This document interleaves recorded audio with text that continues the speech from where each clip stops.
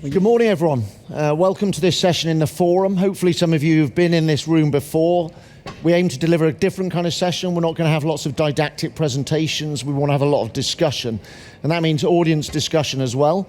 So we're going to get these microphones, and Martine, my colleague here, will explain to you how that's going to work. So I'm an interventional cardiologist in Leeds in the UK, and we've got a stellar faculty here, Hendrik Trader, cardiac surgeon from Mainz. We've got Matti Adam, who's been a pioneer of AR treatment with TAVI in Cologne, and my colleague and compatriot Mohammed Al-Khalil from Newcastle.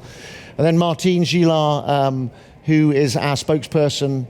And Martine, you can maybe tell the audience here how we can get them involved. I think we are pleased to have you, and very welcome, much welcome. So the goal is that you have to comment. If you have some comments, some questions, do not hesitate, because we are here for you. And you can ask by this way. I can send you the cube, but also you can have... Here you go. You, my friend, catch. Tell us who you are and where you're from. My name's Ken MacLeod, and actually I'm one of the board of directors of JenaValve, so I'm not going to say very much today at all. Okay. We better do a good job. He's marking our homework, Martine. And you have also the application if you prefer. So do not hesitate to ask questions, to make comments. But even if you don't want to ask questions, you may not get a choice like our friend here, because the microphone might come your way. So be aware. If you go on your phone, we're going to be throwing microphones at you, because they can't do injuries, so we're not at risk of litigation. Okay, well, let's get into the session. So, what we're here to talk about today is transcatheter treatment of aortic regurgitation. And we're going to look at the guidelines and how dedicated devices, specifically the JenaValve Trilogy System, will define treatment. So our learning objectives are to understand the challenges of TAVI in the treatment of aortic regurgitation, to find out more about the JenaValve Trilogy System, which currently in Europe is the only approved device for treating pure aortic regurgitation. We're going to embrace the new guidelines and see what they tell us about transcatheter management of aortic regurgitation. And then we're going to dive deep into the evidence base and clinical performance of the JenaValve system. We're going to do that by basing the session around two real-life cases of JenaValve for pure aortic regurgitation. So I'm going to hand over, with no further ado, to Mac, and he's going to present the first case. Mac. Thanks, Dan, for the introduction, and thanks for the invite. Yeah, so these are two real cases we've done recently at the Freeman Hospital in Newcastle, which is north of England. Those are my conflict of interest. So this is a 77-year-old gentleman who had an exertional breathlessness, NYHA class 2. He had a background of coronary artery bypass graft and had a recent coronary angiogram in terms of as part of his workup, and he had a patent lima graft and a vein graft to his diagonal. He has also a background of hypertension and atrial fibrillation. He's being breathless. He underwent an echocardiogram which showed that he has a severe trileaflet aortic regurgitation, which we believe was secondary to a right coronary cusp prolapse. To be fair, his transthoracic echo was not really that it's severe, and he subsequently underwent a transesophageal echo to confirm the severity. As you could see here, the jet is quite eccentric, but it's quite broad, and it's hugging majority of the LVOT. We were satisfied from our imaging colleague that this is actually severe aortic regurgitation. Combined with his symptoms, we think that maybe aortic valve intervention is indicated. In terms of the hemodynamic effect on the left ventricle was actually normal in size and function. Index was fine. His NT-proBNP is slightly elevated as 1300. As part of his workup, giving his previous coronary artery bypass graft, so we thought we will maybe do a TAVI CT to assess suitability for transcatheter approach. And as you could see here on the right side, that there is no calcium on his aortic valve leaflet. His area is 538, perimeter of 83. I've put the LVOT here on purpose because for those who continue to do conventional TAVI, conventional devices for aortic regurgitation, this is important. And this is what we have in terms of the workup. Subsequently, he went for a heart team discussion. And then I'm going to hand over to Hendrik. Yes, so I think we have this type of patient very, very often in our cath lab. So it's a patient with a pure aortic regurgitation. So I think the first question is for our surgeon, because for you, is it a place for TAVI or is it a place for surgery for this kind of patient? Well, if you just look at the anatomical features, it would be a surgical candidate, would be an easy, I would say rather aortic valve replacement. There is a non-coronary cusp prolapse. That's the reason for the AR. You could think about repairing the valve, but the person is 76 years old. And that doesn't make sense, to be honest. Why would I take a risk if I implant a surgical good biological valve? Then the outcome for like 15 years is predicted, and that's fantastic. So I would not think about repair. I could think about replacement, but honestly, if I would have access to a dedicated device in this whole setting of an elevated risk patient, I would clearly vote towards TAVI, but with a dedicated device. And what about the previous grafts, Hendrik? I mean, let's say this patient was 67 with previous grafts. Is that a big factor for you, the previous grafts, that steers you away from surgery? Sure. Every redo is an increased risk operation, especially when they're patent grafts. But 67 then, I have to change it then, we don't have long-term data on these dedicated devices. So with 67, I would rather think first about surgery, and then if there are anatomical restrictions that would prevent surgery, then yes, go for TAVI. But with 76, totally, the other way around. This is a clear candidate for TAVI for me. What about our audience? Can we get a show of hands who will manage this patient by surgical aortic valve replacement? No takers. 77 with previous grafts. And TAVI with a conventional device for this patient? We'll come back to this. Come on. So has everyone in the room got access to a dedicated device? Okay, well, that's a discussion we're going to come on to. So, Hendrik, maybe we can see what the guidelines tell us about the role of TAVI for patients with aortic regurgitation. Yeah, definitely. So you all know the new guidelines have come out. And for sure, we all know that surgical valve replacement mainly, is a life-saving treatment. If you have AR in an operable patient and you operate on him, the outcome is much better than not operating on him. We have data out on that for a long time. But what we also know, and this is the reason why we're here actually talking alternatives to surgery, is that there's significant undertreatment of SAVR in this patient population. And if you just look at those who showed up with severe AR, only nearly half of the patients underwent an operation, while the other half just didn't get a treatment at the time. And if it was moderate to severe AR, it was only 20% who had access to surgery. So there is a clear need for an alternative to surgery. And this is very important because if you leave the patients with AR, you know what the outcome will be. Depending on the degree of AR, the results are very bad over time. So mortality is high if you have severe AR, but it's also elevated if you just have moderate or even mild AR. So we have to do something about this, and this shows us that in the picture of having patients so much undertreated that we need an alternative to surgery. And what are the patient groups that really profit from an alternative to surgery? And this shows it very nicely. Basically, the patients with female gender got much less access to the OR than male patients. The higher risk patients in the older age groups, the frail patients, all those did not get surgical treatment. And for them, we definitely need at least an alternative to surgery. But if you look at the guidelines, and these are the new guidelines that have just recently been published, this is all surgical indications, and this is TAVR indications. Now, if you get a closer look on that, there is still a clear indication gap between SAVR and TAVI in favor of SAVR, and we only got a 2B recommendation for TAVR, and this is still clearly restricted to symptomatic patients ineligible for surgery. And later on we're going to discuss why it is like this, and hopefully it's going to change. But at this stage, if you just look at the guidelines, this is where we are. Yeah, it's interesting, the word, the precise language, ineligible for surgery.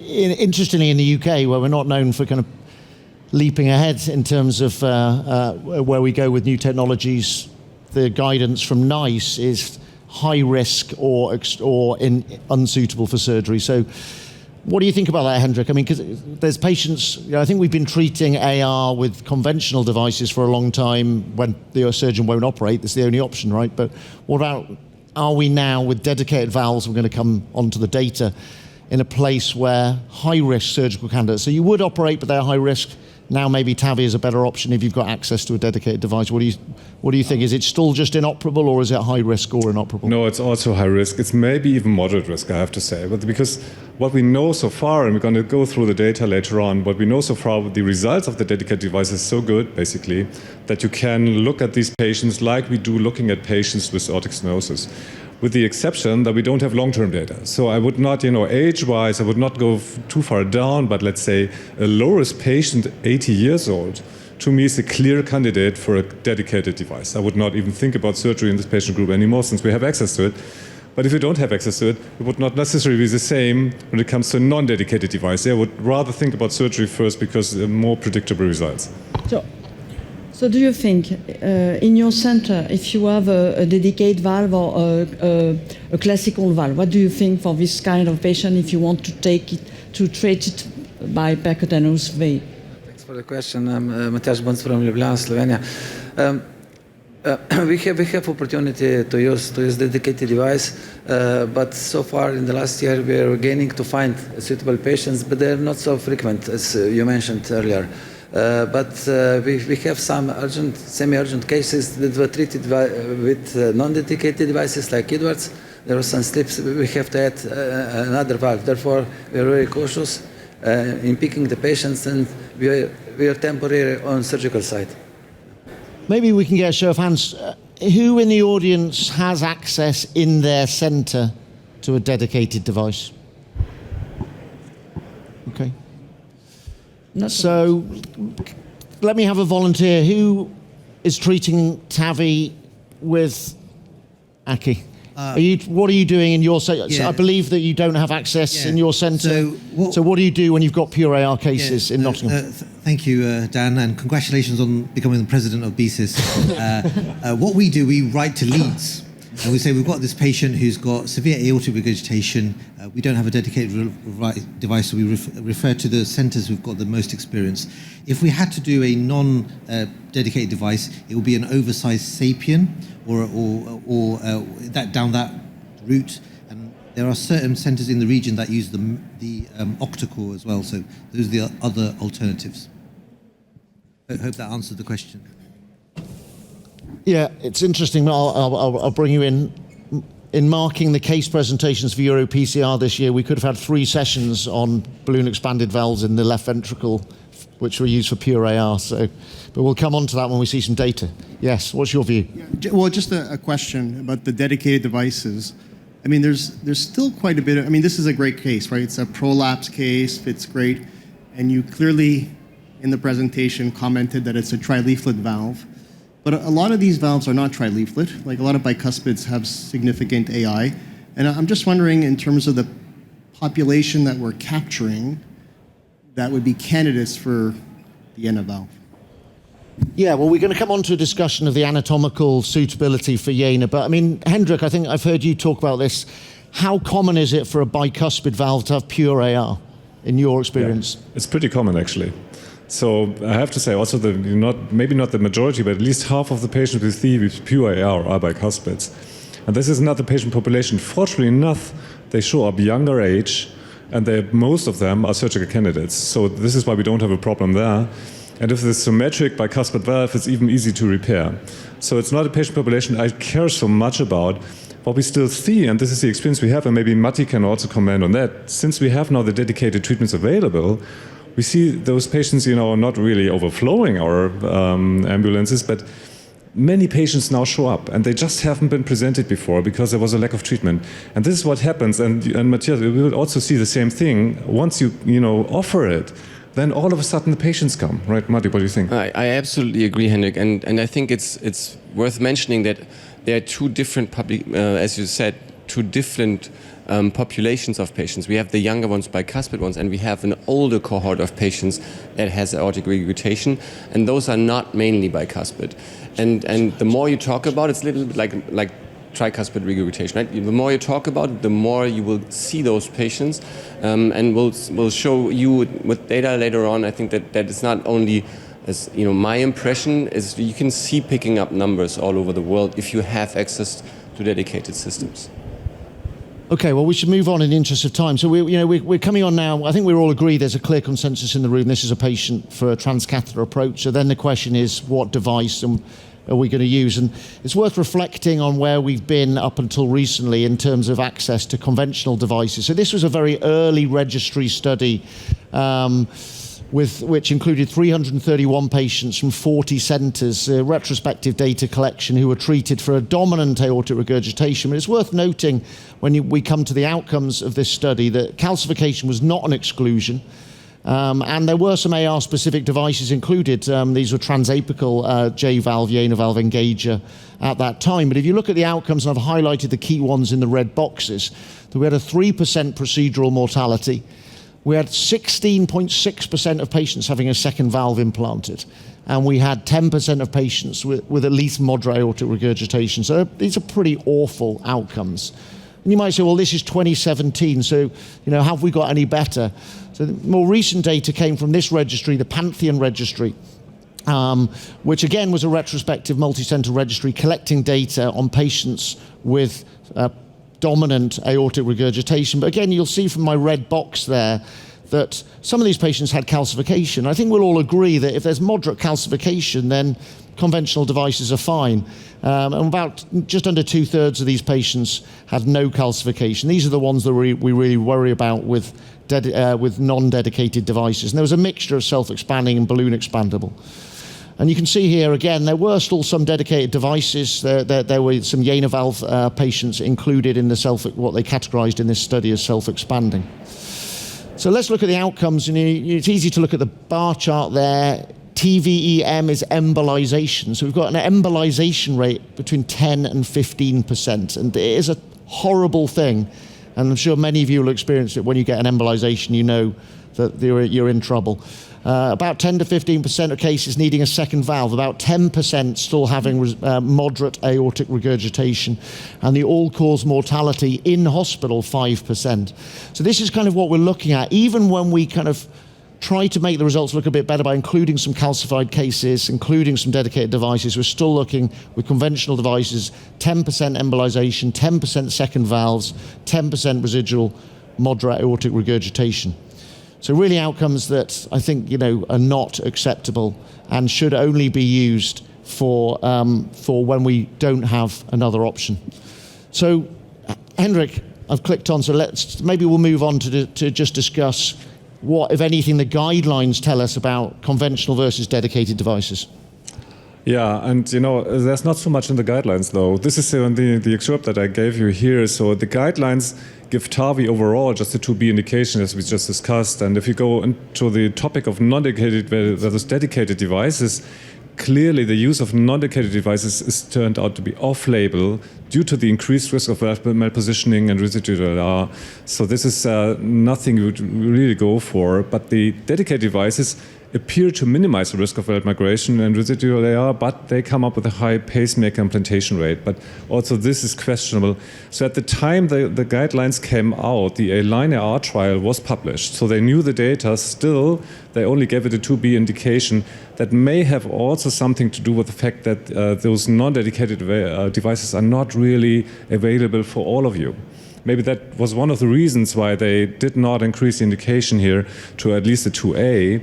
But this is, of course, going to change in the future. And I'm 100% sure with the next edition of the guidelines, we will see an easier indication with the use of dedicated devices. But this is what the guidelines say today, and the only thing we can present you. Yeah, I mean, I did ask Fabian Praz about this actually, and he said exactly what you said, that they didn't want to say that you should only treat AR with dedicated devices until those dedicated devices are available to the whole community, because they didn't want to say, look, you shouldn't be treating AR unless you've got these devices, because obviously sometimes patients are inoperable and we need to. But maybe Matti, we can come on to you, because and you can show us why dedicated devices make all the difference with some of the data that might apply to a max case. Absolutely. I think the biggest difference with the dedicated device is my heart rate. And that's all what's missing in these tables from the Pantheon trials. My heart rate is definitely above 100, 120 if I do non-dedicated devices and non-calcified annuli. And I hope I'm not the only guy. But so what is special about the dedicated system we're talking about today, the Trilogy system. I mean, the item that stands out, obviously, are these 3 locators. And the locators are supposed to go into each designated coronary cusp.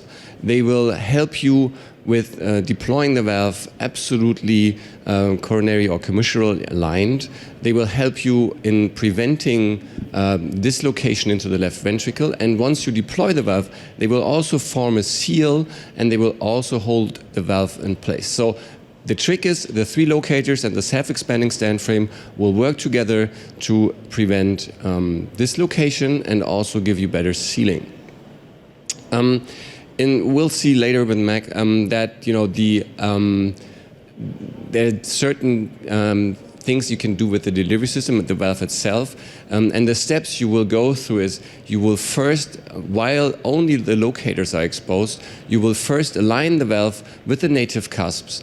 Then you will go forward, advance the system, interact with the native leaflets, and then deploy the valve. The system is fully has full rotation, so you can actually actively commissural align, which is very important, of course, for this. The study that has been around, we mentioned it already, has been the Align AR study trial. And this is a slide from actually the just recent publication yesterday from Lancet, because the study was designed as a multi-center non-blinded single-arm evaluation of patients with AR 3+ and more. And it looked at 30-day primary safety and 1-year primary efficacy endpoint, and it had continuous access. And that's important because we were talking about my feeling about picking up the speed in which I see those patients with AR. You can also see that in this study. It's 180% in the pivotal trial population and 520 continuous access population. So I think that's an important thing. The continuous access was so fast that now we're talking about 700 patients with a 2-year follow-up. The patient baseline characteristics are shown here. I mean, it's a very typical population. I think it's 79-year-old population with 45% female. SDS promised 3.8. They all had a little bit of history of AFib, and there was left bundle branch and right bundle branch block quite commonly. And I think maybe we can touch on this later with the pacemaker issues, something that I think is important. AR severity was obviously severe or moderate to severe, and the mean annulus perimeter was 80. So I think it's on the upper end of what you'd think in terms of perimeters, but very doable in the with the system, obviously because it was the trial. Technical success rates were strikingly high. I mean, technical success during procedure was 95% almost, with a device success at 30 days with 97%. Good hemodynamic performance, gradients below 20, 100%. Moderate or severe AR or PVL, 0.5%. So I think really, really promising results with a procedural death of 0%. I mean, and again, talking about heart rate while performing non-dedicated devices, I think that's very reassuring what we see here. As we now have access to two more follow-up and to 2-year data, you'll see mean aortic valve gradient, effective orifice area, and PVL are consistently very good over 1 or 2 years with almost no moderate AR, which is also in contrast to non-dedicated devices. I'll just quickly show you the primary safety endpoint at 30 days again. Why am I doing this? Because there's something important that we can learn from this slide and the next slide. New pacemaker implantation, for example, overall was 21.6%. Let's take this as an example and move to the next slide. Sorry. You'll see that you have different endpoints on the bottom left. Primary composite endpoint, new pacemaker, any bleeding, any vascular complication. And you have the turtle, like the recruitment or the enrollment over time in tertiles on the right-hand side of the screen. And you will see that significantly over time with recruitment and experience, all of these endpoints came down. Vascular complication came down, bleeding came down, and especially pacemaker rate came down from 26% to 16%. So there is something we can learn here, and I think we can also improve techniques with these dedicated devices. Again, is already significantly shown in the slide before, but the procedure date is actually affecting the predictors of new pacemaker, as of course is right bundle branch block, and the large valve sizes. So much for the dedicated data from the ALIGN trial. Yes, so congratulations. So I think we saw that with all this result that there is a place for this dedicated valve if we compare the complication presented by Dine just before. So I think it's very important now to go to the result of the case. Yeah, no what pressure do you here. do, No Mark? pressure at all, yeah. So, yeah, as you all discussed, we went for the MDT discussion, we had the chat, and we thought that probably percutaneous option with large trilogy valve, 27 millimeter, will be the right thing. And I share the heart rate bit with Matty, exactly. You know, prior to the trilogy, your heart rate will go through the roof. You are with your bodies on a speed dial because you know that the valve could embolize. So basically what we've done, this is the setup, how we do it. Basically, you have a right radial, right femoral, and you put a 2 pigtail. Usually with any TAVI device, we usually put it in the non-coronary, but with this, you need to really align the annulus and understand particularly the anatomy. So we put another pigtail in the right coronary, and you try to delineate where exactly is the annulus and try to understand each of those cusps. And from there, basically, you put a long sheath, which is a curved sheath, and you could see it up all the way to here. So you could see the sheath here, all the way, and goes all the way down to the femoral. And from there, you insert the transcatheter device. You could see the locators here, and it is important to screen those to make sure that they are not bent. Now, I'm sure you all had a lot of experience. I haven't seen it. Dan, have you seen it before? Have you seen it, Matty, without those bent? But it is a good practice to screen this to make sure that actually, what happened here? Sorry. So go back. And you screen it. And then from there, you bring the device and you line up the sealing marker of the device with the sheath, and then you track the sheath back to the descending aorta. And now that will open the locator slightly. And this is the first step, how we do it. We're still high up at the STJ junction. We're quite far from the annulus, and this is the first step. From there, we will push the controller slightly in. And by doing this, the locator will open more. You could see it now.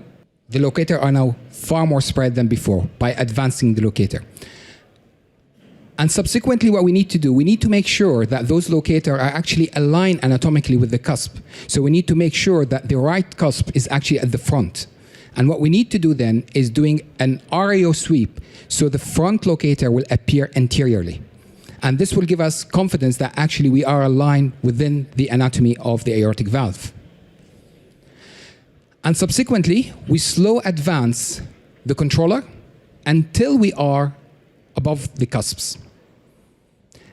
And historically, when we do this with any dedicated valve, you will be really, really worried. This is very controlled environment. The patient is completely stable. The operator is completely stable. There's no issue so far. Everything's under control. Everything could be done again. There's no problem.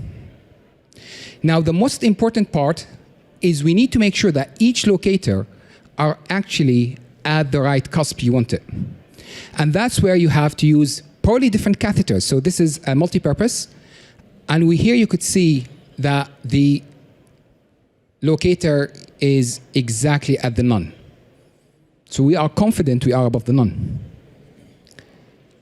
Subsequently, we check the left, and this is a good confirmation. We engage the left coronary. You could see exactly the locator again at the bottom of the left coronary cusp. And the last bit, which is sometimes challenging, is the right. You could sometimes engage the right coronary artery and then trying to slip the catheter in and trying to check. And again, you will be happy here that actually I am engaging with the right coronary cusp. And from there, you could potentially check the depth. But the most important thing here is you deploy it under rapid pacing. And it's literally like this. And you could see sometimes the cath lab team saying, oh, having that gasp like, oh God, what's going to happen? Because they are familiar with AR cases that things could potentially go wrong. And then the final check angiogram. So as the guy said, you know, the good seal, the actual intrinsic leaflet, they act as a sealing mechanism plus the actual skirt. So this patient did angiography quite well. He was keen to go home on the same day, and I had to stop him from going home. I just thought it's too much, to send him home on the same day. We sent him home on the following day. He came back after 3 months for his echocardiogram, and this is exactly what's happening with the echo. No AR, maybe trace of AR, you could see it just a whiff there, just for the keen eye, but significant clinical improvement, which I think we've seen in the Align AR data. It's much better clinical symptomatic benefit than aortic stenosis patient in terms of KCQ. All right. So, Mac, I mean, great case, beautiful result, perfect, which in our experience it is every time. But I mean, I think I'm right in saying this was your first case. So, I mean, yeah. Tell us about how it was doing this for the first time. Was it challenging to do it? What was the kind of response of the team and the operating team and the rest of the cath lab team to your first ever JenaValve case? So so that is something probably I should declare. This was the ever first case I've done myself and at the Freeman Hospital. Historically, we've always been concerned and worried about AR. As I said, there will be 2 or 3 operators on a speed dial that there's an AR case happening in the cath lab. Things could potentially go wrong. We need actually probably a self-expanding. We use it with Evolute, and then probably you have to have a backup with an Edward to slip it in. And always all these going in your mind. We walked in there. To be honest, when we looked through the process, how we do it, you'll be like, well, it looks like straightforward, but I don't know how exactly it will be inside the cath lab. But I have to say, it's a very well-controlled deployment. There's literally, I didn't actually felt at all that there's an invasive procedure. The cath lab team were very impressed with how things were because it's very controlled, everything stepwise. You could see Dan particularly proctor me on this case, and he was telling me, go left, go right, check this, check that. I literally was a puppet just doing this and doing that. So it wasn't difficult for me. And the end result, to be honest, when we deployed, I wasn't looking at the valve, I was looking at the actual deployment, which I think is the right thing to do. So when you deploy it on the rapid pacing, and then you look, you'll be like, wow, the valve is already in. I missed that. And actually, that's what it should be. You should focus on how to deploy it, and you will miss the valve deployment. And your team will be very happy with the result at the end, because you don't have to get another valve. You don't have to faff around with cardiac, CPR, all of this. So yeah. So Mac, we have a couple of questions. A question here. Yeah. Yeah. So wonderful case with excellent results. So I just wanted to know whether do you use echocardiography during the positioning, or is just only the fluoroscopy which you use? And what was the time duration for the usual procedure? How long does it take? Yeah, very good question. So we don't use echocardiogram. We use only fluoroscopy. That's at least our practice. I think maybe people might use TOE or might use transthoracic. I've seen some cases people try to see, they grasp the leaflets actually. This case particularly was relatively straightforward. It was my first case, but we've done it within 35 minutes. I think that was done from the start to the end with deployment of the valve. Another question here. Yeah, I mean, just to come back briefly, I mean, I think on the TOE, it's fairly common practice in North America. I mean, from my perspective, Matty, you've got the most experience, it's completely unnecessary. I mean, you can do it very controlled with confidence with fluoro guidance. Well, absolutely. I mean, you can use TE if you want to be sure in a very exciting case and, a lot of prolapse or difficult anatomy, maybe a little bit of bicuspid in there, yes, no. And so in cases like this, when it's really challenging, TE is an option, but we never use it actually. Another question here. Yeah. Are there any concerns about not being coaxial? Like, for example, vertical annuli, et cetera, Because ideally, yes, obviously, you want those to engage symmetrically, correct? Yeah, I think that's a good setup for the next case. Yeah. Exactly right. So I'll hand over to Dan. This guy is on. So yeah, there is concern when it's actually...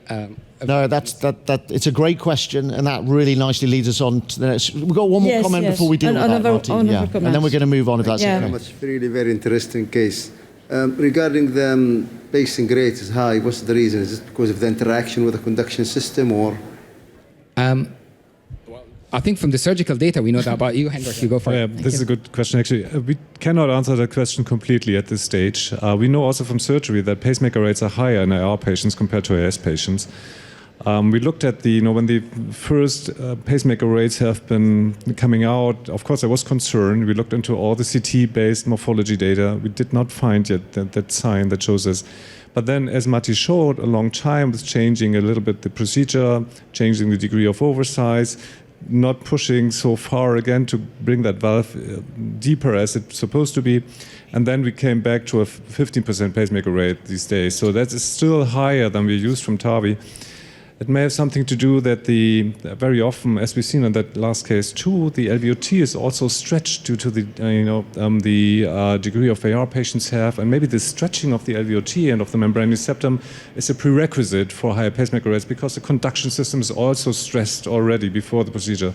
This may play a role, but I can't give you the final answer. Maybe Dan, you can. I don't know. No, I mean, I think AR patients we know have a higher pacemaker rate, as you said, and there is relative oversizing a little bit more than the average self-expanding device. But interestingly, the data analysis so far don't seem to indicate any association between oversizing and pacemaker rate, or indeed depth of implantation. So I think that's a very great point, and I just want to say exactly, we don't have evidence that oversizing is actually affecting this. I mean, we have been coming down a little bit in the sizing algorithm with oversizing, and we have improved pacemaker rates. But if you look at very detailed, it's not the oversizing, it's the bigger valves that have higher pacemaker rates, and it's the most stretched annually, and it is the patients with right bundle branch AV and left bundle branch block. So I think, to Hendrik's point, I think that might be a good explanation. For example, as in TR, the more stretched out we have with these regurgitant valves, the more stretched out we already have the anatomy. Maybe we even affecting the conduction system through that dilation so much that we have higher pacemaker rates. So I think we should move on, yeah. I mean, so I think we've seen a case which would have been a complex case with a conventional device, but actually anatomically was pretty favorable for JenaValve. But we know that patients with aortic regurgitation often have very complex anatomy. So Matt, let me hand back to you for your second case. I don't know if this was your second ever case or your third. Yeah, but the second one actually. I think maybe, it was on the same day. Maybe one was a bit more challenging. It was on the same day, I think we've done those. So not always it's nice anatomical. So this is a second case to touch on complex anatomy. This is a younger patient, 74, lady with recent admission of heart failure, and she was transferred from a district hospital. She had underwent transthoracic echocardiogram, which showed that she has a severe trileaflet aortic regurgitation, which is secondary to a very large ascending aortic aneurysm. She has a background of hypertension, hypercholesteremia, but she was relatively frail. And this is important for the decision making, which we're going to discuss. This is her echocardiogram. As you can see from echo, actually, the aortic root is quite dilated. Her regurgitant volume was measured as 127 mil. That is severe, is more than 60. Although her pressure half time is in the moderate range, she did have severely dilated left ventricle with impaired function. Her NT-proBNP was okay prior to her procedure, and that is to reflect that well-diuresed patient. She underwent her CT TAVI, which showed good transfemoral. Again, you could see there's a gap during the stretch of the aorta. Importantly, the non-coronary cusp is relatively small compared to the right, which I think it will come into what we've done during the procedure. And she has a very large ascending aortic aneurysm. I think it was measured 5.8 centimeter. So she was discussed in the MDT, and I will ask Hendrik, what would you have done? She's 74. You haven't seen the patient, but I just need to emphasize that she's frail. Yeah, well, first I have to say, why didn't she show up earlier? I mean, this is really sad because, this degree of AR is really tremendous, and with earlier treatment, that would be maybe an easy operation. Now she has 38% ejection fraction. She is very frail.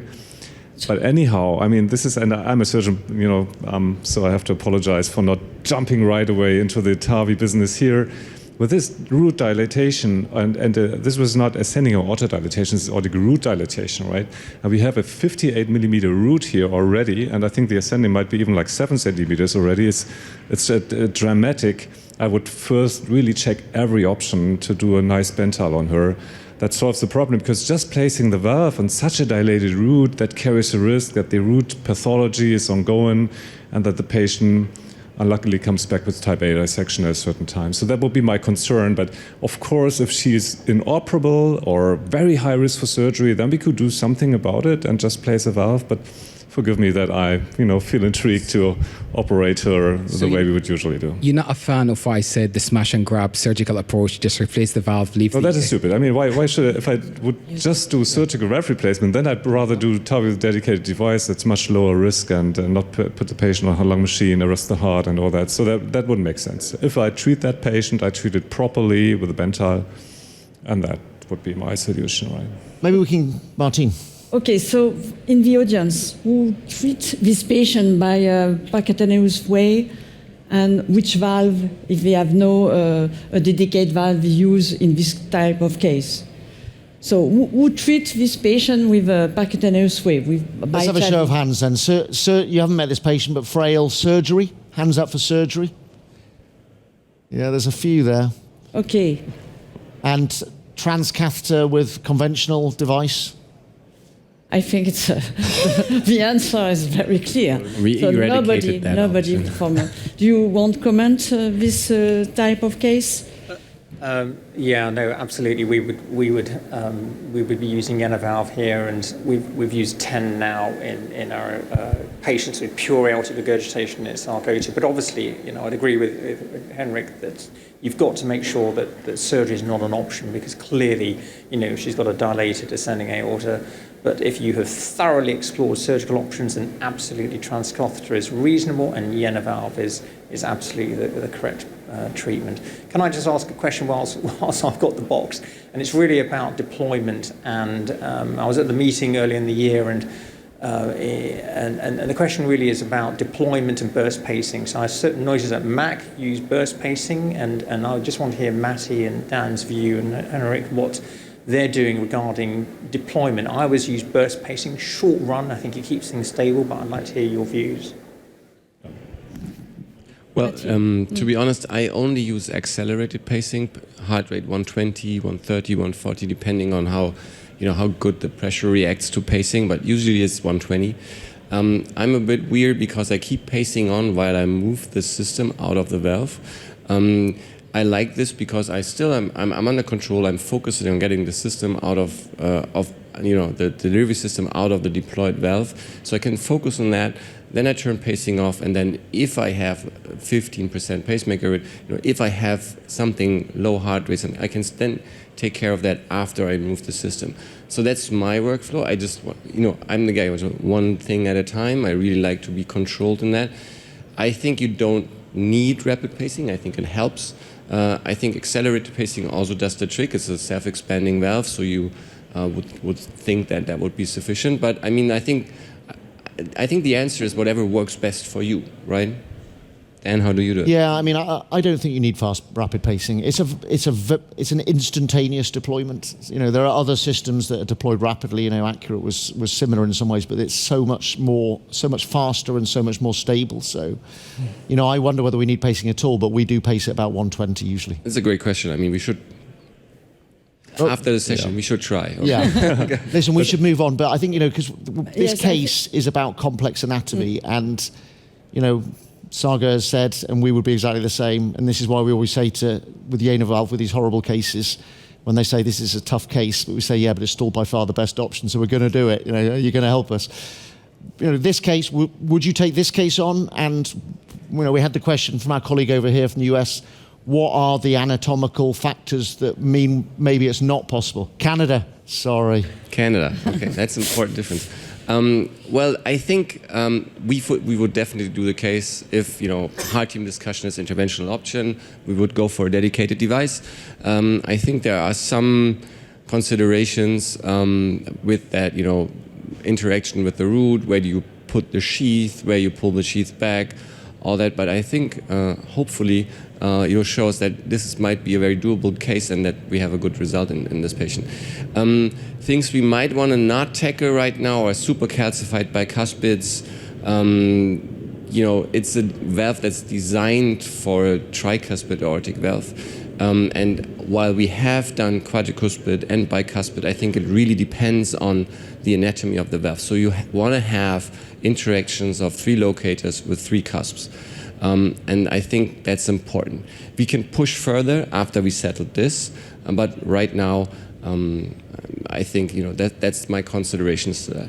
And there's, I guess, size, that's the other thing, so the Absolutely. maximum perimeter is 90. I mean, don't know where you've been to, we've been to 92, so that's about 28.6 millimeters by perimeter. Yeah, so we need, important point. We need and we will get a bigger device, but that's maybe another point. So I will have the information about Matti about what happens for the real life, and I'll do a registry, I'll do some data about in the real world, not only in Align AR. All right, let's see if we have something there. Surprise, we have, but I'm not sure if I include Mac, because if that's a second case, given the trajectory, I'm not sure what his 50th case will be. So I'm not sure if he can be in the registry. So what we did is Align is a super controlled setup, core lab, screening committee, and that's great because these trials will help us push the guidelines, but also on the other hand, I think we need to document and show what we do in real world, in real life. And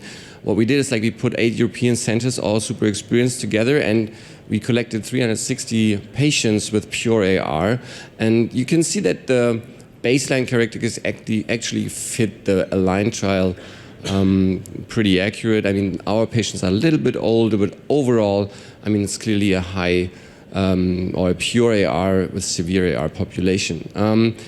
To be honest, technical success in our patients, and there were some crazy cases in this registry, I can promise you, technical success rate is 98%, so it's a really high rate of technical success. We had second valve implantations in centers that were beginning, centers that were super experienced.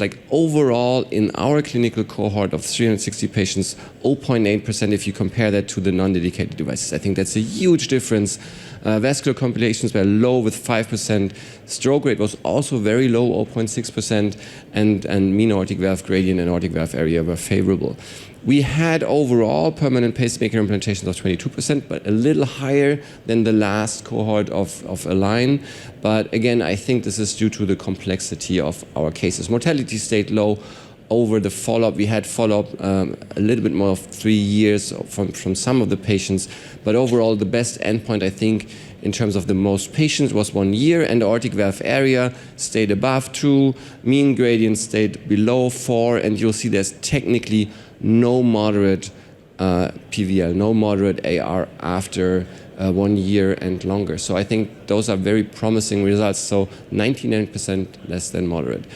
And something I think is super important to touch also is the improvement in functional class in these patients. As we discussed aortic regurgitation, we sometimes wonder about symptoms. It's not as clear as an aortic stenosis. It's not shortness of breath so much. It's not angina, it's not syncope. These patients need a little bit more of questioning and a little bit more of interacting with them to understand if they're actually improving. So KCCQ and all this is super important as well. But also, these patients with dyspnea, they improve a lot. So New York Heart Association class 1 and 2 in 85% of our patients. So I think overall we can say even in a real-world cohort, the treatment of AR with TAVI is challenging with non-dedicated devices. But yes, if we have dedicated devices, I think we have a very good outcome.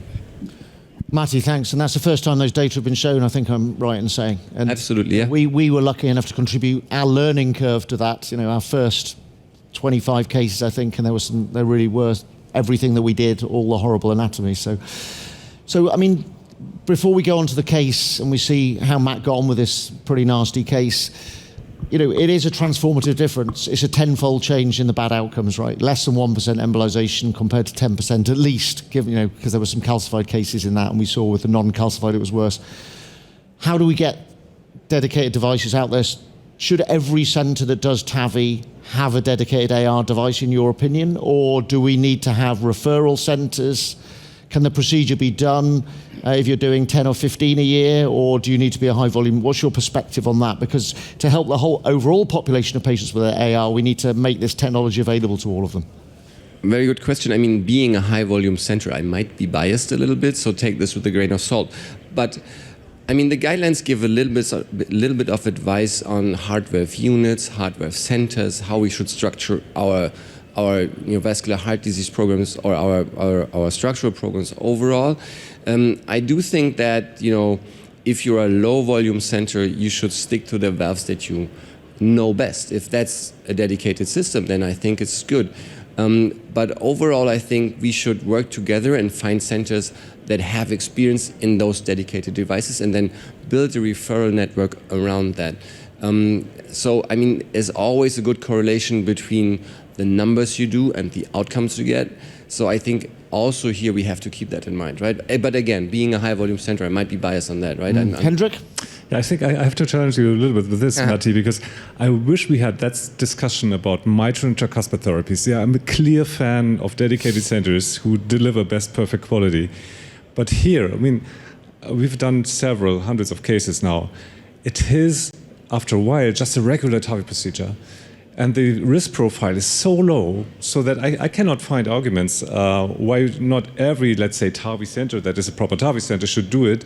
I don't even necessarily see the need for cardiac surgery on site because nothing is happening there. So to me, it's a bit different. I would say once that is out, there's a little learning curve, but it's not much. We send our proctors around and then you learn how to do it. I see this in all of your hands when the company is available and able to produce as many devices as are needed. But I see this really coming. And then maybe one more point, and we are in an AR session, but if you use it just for pure AR and non-calcified AR, you would not see so many patients right away. But you can use that valve in every patient who has predominant AR but calcification. You can either use it in aortic stenosis patients. It's a very good valve for stenosis when you, for example, have low coronary offtake, because you will never see a coronary occlusion with a JenaValve. So if you want to use the valve more often, you can use it even in stenotic cases, in tricuspid cases, of course. And then you go from there. So I'm not so much pointing I'm not in that going to same challenge direction. you on this opinion. I'm happy to support everybody who wants to do this valve because it's a lot of fun. And I just want to, a little bit follow up on your point of aortic stenosis because it's a great point. I mean, you have by definition commercial alignment. We did a series of cases in the beginning, and the pacemaker rate, for example, is in the aortic stenosis patient with this valve is low single-digit numbers. So clearly, aortic regurgitation is different from aortic stenosis. We do see consistently low gradients in aortic stenosis as well. So, I mean, once we, I think, have used this device as a dedicated device for AR, there might also be a trajectory to push this even further in mixed disease and maybe even aortic stenotic cases. Yeah, that's great. And I have to say, I'm going to side with Hendrik as well. I mean, I think, this is what I find with this device is there are more steps, but it's so controlled and so predictable, and you get a perfect result every time. So I think to get to the patients, I mean, like Hendrik, I wish we had referral centres, and we have some centres like Nottingham who refer patients, but we also have plenty of centres. I know centres in London, they won't refer them up the road. They'll do it with a conventional device. So I think our best way of helping the overall population is to get this device into every centre if we can. Okay, Martin, so you've got another comment before we see the case. Yeah. If I could just offer an opinion on that. We've done 10. We are one of the 35 centres in the UK. And I have to say that I think that it's really important, and I would agree with Dan and Hendrik that this ought to be available in every centre that it's doing, a sizable number. It's relatively easy technology to use. It's not really super complicated. And I think there's a horrible disease amongst cardiologists that we are reluctant to refer to other centres. And if we want to remove that obstacle and get patients treated, then we must make it available. So as soon as this technology is scaled up, as it soon will be, then it must be made available to really every centre that is doing TAVR, in my humble opinion. Great. So Martin, on that note, shall we see how Matt got on with his second ever JenaValve or third with this horrible case? Yeah, Sagar, hold that thought with this case. I'm not sure it's always straightforward. So anyway, to go back to the decision, so the patient was seen actually by two surgeons, and she was turned down for a frailty reason. They felt that it's too much high risk. It's probably, one of them said prohibitive risk. So we agreed to go ahead with the transfemoral with the Trilogy medium 25 millimeter. Now, unlike the first case, as you could see here, there's a significant AR, but we, despite all our effort to delineate the cusp anatomy, we weren't able to get this right. We tried right radial. We had to get bifemoral access. We used different catheters. And I have to say, we weren't able to get where we want to do. So that was the first challenge we had, is we don't understand exactly the anatomy. We have an impression that, look, it probably is a vertical kind of annulus, but we couldn't particularly see the none. And this was the really challenge. We think all those catheters are sitting in the right, which we've seen actually on CT. It's relatively large, but we couldn't really appreciate the none at all. She has no option. She's not a surgical candidate. The team are already ready. We had a brief discussion. I said, you know what, sod it. We're going to do it anyway. So here we go. I'm not going to go through the same step.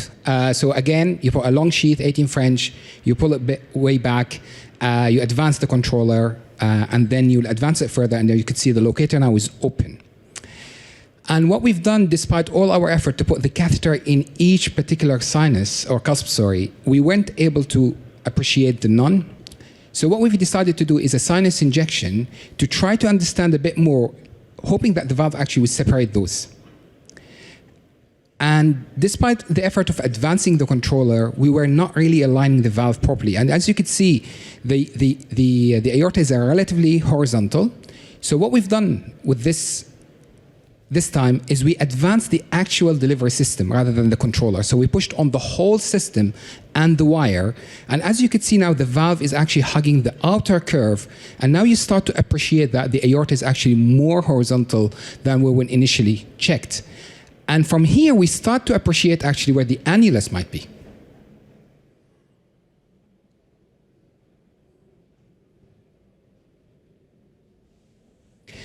And from there, we thought, okay, well, now we start to win. Now we start to understand the anatomy a bit more. We probably will be able to appreciate all the cusps. So from here, I'm sure you all agree, you could appreciate the left. And as you could see, the valve is literally horizontal. So we got one cusp, we need to get the other two.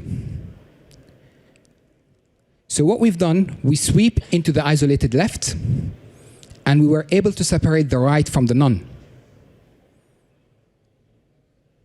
And we were able to appreciate that this will be the right cusp. And with the same technique, we sweep to the none, to the isolated none, and we've checked again, and we were comfortable that this is actually touching the base of the none. From there, we check the implant depth. At that point, we were pacing on the Safari wire, and I'm sure you could see here, there's a temporary wire going in.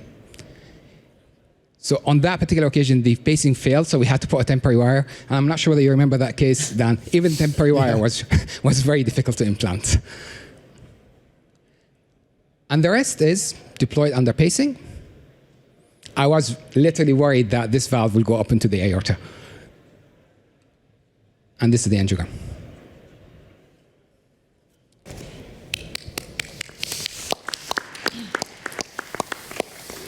Yeah. I mean, I was there. Thanks for the help. I feel a bit ill just watching it back, but this was the second case, and I think on the same day. What I'd also say when that conversation about you might say, well, you shouldn't be doing this case unless you've got an expert. And obviously, you had me there as a proctor, right, but actually, you get incredible support from the company, and this was a tough case. We had Malta, the most experienced field clinical specialist of JenaValve, doing this case, and so he helped us to kind of navigate the challenges and get, as we always do, a perfect result. So, Martina, I think we're running out of time, unfortunately. Yes, I think I hope you enjoyed this session because we learned a lot. We know that aortic regurgitation is not so rare. There is a rate of 10%, but also valvular aortic disease with predominant of aortic regurgitation. So with the conventional valve, it's difficult to treat this aortic regurgitation related to the difficulty for the anchoring the valve and the rate of paravalvular leak, as we show in the data. So for me, the place of this dedicated valve, which seems so easy to use if we learn to be expert, it will be a great advance for our patient and allow us to treat by a percutaneous way. So. And I am very happy, and I would like to thank all our experts, Dan, which is a pleasure, and you, because your interaction. Unfortunately, it's the end, but you can ask a question to the experts just now. Thank you so much. Thank you.